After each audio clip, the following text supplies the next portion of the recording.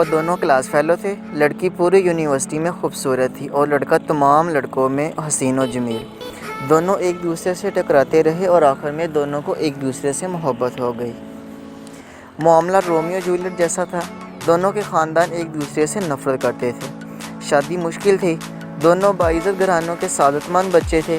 یہ بہا کر شادی کے لیے تیار نہیں تھے، لہٰذا معاملہ پھنس گیا۔ لڑکے اور لڑکی نے پوری زندگی شادی نہ کرنے کا فیصلہ کیا۔ یہ دونوں اپنے اپنے گھر میں رہتے رہے۔ 5 سال دونوں کے درمیان کوئی رابطہ نہ ہوا۔ والدین شادی کی کوشش کرتے مگر یہ انکار کرتے رہے، یہاں تک کہ لڑکی کے والدین ہار مان گئے۔ لڑکی نے لڑکے کو فون کیا۔ لڑکے نے فون اٹھایا، لڑکی کی صرف ہیلو سنی اور کہا، مجھے بتاؤ میں نے بارات لے کر کب آنا ہے۔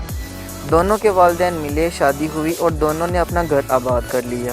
لڑکے نے کاروبار شروع کیا، اللہ تعالیٰ نے کرم کیا اور وہ خوشحال زندگی بسر کرنے لگے۔ یہ شادی 20 سال تک چلی۔ اس دوران 3 بچے ہوئے۔ خاتون کو اپنا حسن، اپنی خوبصورتی پر بہت ناز تھا۔ وہ تھی بھی ناز کے قابل۔ وہ 45 سال کی تھی اور 3 بچوں کی ماں ہونے کے باوجود جوان لگتی تھی اور خاوند بھی روز اول کی طرح اس کی تعریف کیا کرتا تھا۔ وہ روز جی بھر کے بیوی کی تعریف کرتا، لیکن پھر ایک دن وہ ہو گیا جو نہیں ہونا چاہیے تھا۔ خاتون کی گردن پر چھوٹی سی گلٹی نکلی اور یہ گلٹی پھیلتے پھیلتے ناسور بن گئی۔ ڈاکٹروں کو دکھایا، ٹیسٹ ہوئے، پتہ چلا خاتون جلد کے کینسر میں مبتلا ہے۔ خامد صرف خامد نہیں تھا، وہ اپنی بیوی کا معین وال بھی تھا۔ وہ اپنی بیوی کو لے کر دنیا جہاں کے ڈاکٹروں کے پاس گیا، ایک کلینک سے دوسرے کلینک، ایک ڈاکٹر سے دوسرے ڈاکٹر اور ایک ملک سے دوسرے ملک۔ وہ دونوں چلتے رہے یہاں تک کہ ڈاکٹروں نے جواب دے دیا۔ خاتون کا جسم گلٹیوں سے بھر گیا۔ یہ مصیبت ابھی ختم نہیں ہوئی تھی، دوسری مصیبت آن پڑی۔ خاوند کی گاڑی ٹرک سے ٹکرائی اور وہ شدید زخمی ہو گیا اور وہ ہسپتال پہنچا۔ پتہ چلا کہ وہ بینائی کی نعمت سے محروم ہو گیا ہے۔ شہر کا خوبصورت ترین جوڑا بدقسمتی سے جلد کے کینسر کے مریض اور خاوند آنکھوں سے اندھا۔ لوگ انہیں دیکھتے تھے اور کانوں کو ہاتھ لگاتے تھے، لیکن یہ دونوں اس کے باوجود مطمئن تھے۔ یہ روز صبح باغ میں واک بھی کیا کرتے تھے، سینما بھی جاتے تھے، ریسٹورنٹس میں کھانا بھی کھاتے تھے۔ بیوی خاوند کا ہاتھ پکڑ کر ساتھ ساتھ چلتی۔ خاوند بیوی کی گائیڈنس پر چلتا رہا۔ یہ سلسلہ بھی کئی ماہ تک چلتا رہا، لیکن پھر بیوی نے خاوند سے ایک عجیب مطالبہ کر دیا۔ وہ اکیلی سوئٹزرلینڈ جانا چاہتی تھی۔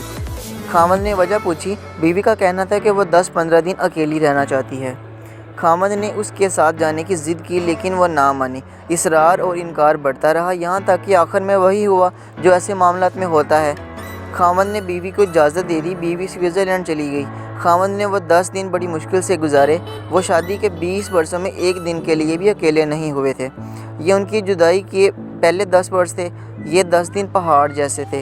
خاوند اس پہاڑ تلے سسکتا رہا۔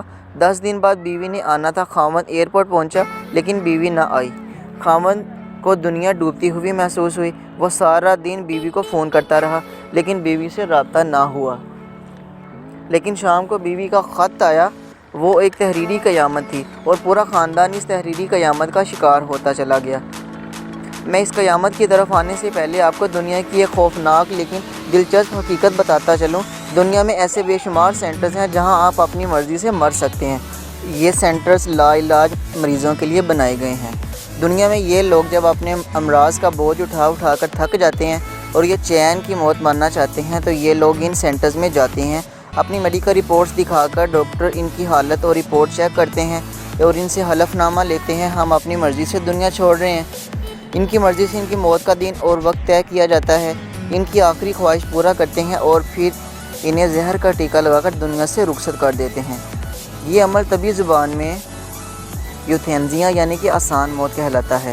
یہ دنیا کے 7 ممالک میں قانونی ہے اور اتنے ہی ملکوں میں اس کی اجازت کے لیے بحث چل رہی ہے۔ سوئٹزرلینڈ بھی دنیا کے ان ممالک میں شامل ہے جہاں یوتھینزیا کو قانونی سٹیٹس حاصل ہے۔ زیورخ شہر میں یوتھینزیا کا سینٹر بنا ہے۔ یہ سینٹر انتہائی خوبصورت جگہ پر قائم ہے۔ سینٹر کے کمرے پہاڑوں، آبشاروں اور جھیلوں کے کنارے بنائے گئے ہیں۔ مریض بیڈ پر لیٹ کر زندگی کی آخری صبحیں اور شام میں دیکھتا ہے۔ آخر میں مہربان ڈاکٹر اور نرسوں کے ہاتھوں میں زندگی کی سرحد پار کر جاتا ہے۔ وہ خاتون بھی یوتھینزیا کے لیے سوئٹزرلینڈ گئی تھی۔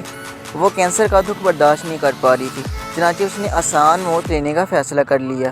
اور وہ یوتھینزیا کے لیے سوئٹزرلینڈ چلی گئی۔ اس عورت نے زندگی کے آخری 10 دن گزارے اور عین اس وقت اپنے لیے موت کا تعین کیا جس وقت اس کی فلائٹ نے وطن کی مٹی کو چھونا تھا۔ ادھر فلائٹ اتری اور ادھر وہ زندگی کی سرحد پار کر گئی۔ خاتون کا آخری خط بیٹے کے ہاتھ میں تھا۔ وہ سسکیاں لے لے کے خط پڑھ رہا تھا اور خاموش سر جھکا کر اپنی بیگم کا ایک ایک لفظ سن رہا تھا۔ بیوی نے اپنی پوری زندگی کا احاطہ کیا۔ اس نے بتایا جب وہ پہلی بار یونیورسٹی میں ملے تھے تو اس نے کیا محسوس کیا تھا، وہ یونیورسٹی میں لڑتی کیوں تھی، وہ کون سا دن تھا جب لڑتے لڑتے اس سے محبت ہو گئی۔ اس نے فراق کے وہ 5 سال کیسے گزارے تھے اور اس نے شادی کے بعد اپنے بچوں کو ملازموں کے رحم و کرم پر کیوں چھوڑ رکھا تھا۔ اس کی وجہ یہ تھی کہ وہ اپنی محبت کو تقسیم نہیں کر سکتی تھی۔ پھر جب اسے پہلی گلٹی نکلی تو اس نے کیا محسوس کیا اور خود کو روز بروز بدصورت ہوتا ہوا دیکھتی تھی تو اس کے دل پر کیا گزرتی تھی۔ وہ قدرت کا یہ فیصلہ بھی سہتی چلی گئی۔ لیکن پھر عجیب واقعہ ہوا، آپ نے پہلے بچے بورڈنگ اسکول میں بھیج دیے۔ میں جانتی تھی آپ نے یہ فیصلہ کیوں کیا ہے۔ آپ نہیں چاہتے تھے میرے بچے مجھے اس حالت میں دیکھیں اور پھر میں ان کی آنکھوں میں اپنے لیے ترس دیکھوں۔ پھر آپ ملازموں کو رشوت دیتے تھے اور وہ روزانہ کوئی نہ کوئی شیشہ توڑ دیتے تھے۔ میں آپ سے شیشے لگوانے کا کہتی تھی، آپ ہنس کر بات ٹال دیتے تھے۔ یوں آہستہ آہستہ گھر میں سارے آئینے غائب ہو گئے۔ آپ نہیں چاہتے تھے میں اپنی آنکھوں سے اپنی بدصورتی کو دیکھوں۔ بات اگر یہاں تک رہتی تو بھی میں برداشت کر جاتی، لیکن آپ نے آخر میں عجیب کام کیا۔ آپ نے ایکسیڈنٹ کیا اور خود کو اندھا ڈکلیئر کر دیا۔ میں جانتی ہوں کہ آپ کی آنکھیں ٹھیک ہیں، آپ مسلسل 6 ماہ سے اندھے پن کا ڈرامہ کر رہے ہیں، اور میں یہ بھی جانتی ہوں آپ نے ایسا کیوں کیا۔ آپ نہیں چاہتے تھے میرے دل میں ایک لمحے کے لیے بھی یہ خیال آئے میں آپ کو بدصورت دکھائی دے رہی ہوں یا میں آپ کی آنکھوں میں اپنی بدصورتی کو پڑھ لوں۔ چنانچہ آپ اندھے بن گئے۔ آپ کا یہ مصنوعی اندھا پن محبت کی انتہا تھی۔ میں یہ انتہا برداشت نہ کر سکی، چنانچہ میں نے دنیا سے رخصت ہونے کا فیصلہ کر لیا۔ میں دنیا سے جا رہی ہوں۔